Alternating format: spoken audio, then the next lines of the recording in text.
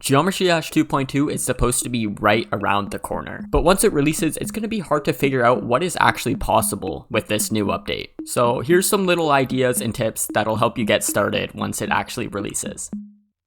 Platformer mode is the most important part of 2.2 just because it basically doubles the game modes that we already have right now. A lot of people forget that it's not just the cube that's a platformer, but every other game mode allows those same mechanics that can be used, which can allow for some pretty cool gameplay and stuff. An example of this is with dynamic obstacles. So basically, if I have something like blinking blocks over here, and I go through that in a normal, regular mode, it just feels the same. You go in the same direction every single way. But in platformer mode, it's different because you actually control how fast you're going and when you get to certain places. In the same boss fights are also so much better in platformer mode because I'm gonna be honest, they're kind of bad right now. They suck. There are some better, some worse, but once you can actually move around and actually do something back to the boss that you're fighting, it'll be so much better to see what people come up with. Actually, a horror level with platformer mode would be pretty sick because with the new sound triggers, you could have jump scares almost.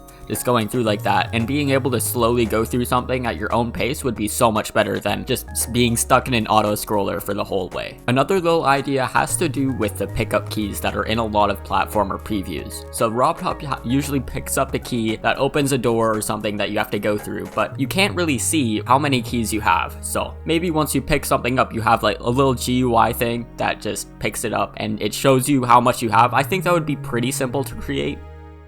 Onto the, I guess just regular game mode. Onto the regular game mode, I don't really have that much right now, but they both regard the camera function. I've been seeing a lot of videos of people and levels of people that just really overuse the camera trigger and it looks so bad. So here's 2 tips that help you fix the camera a little bit.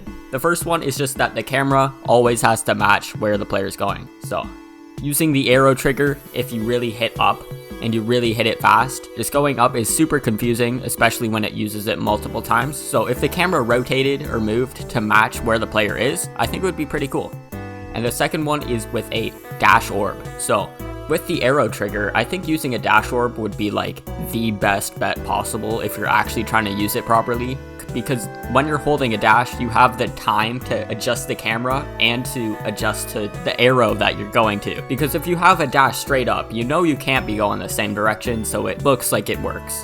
Okay, I think that's everything. That's all I came up with in 2 days because I was kind of in a rush. This is a pre-recorded video that I had to put out before a vacation, so this is I'm recording this a week before you see this because it should be on the 13th right now, while you're watching, if I timed it right. And I don't know if 2.2 came out or not. I don't know if a release date came out or not. I don't know if anything happened because I'm going to be watching it from across the country. So I guess just subscribe. That's really it. That's all you can do.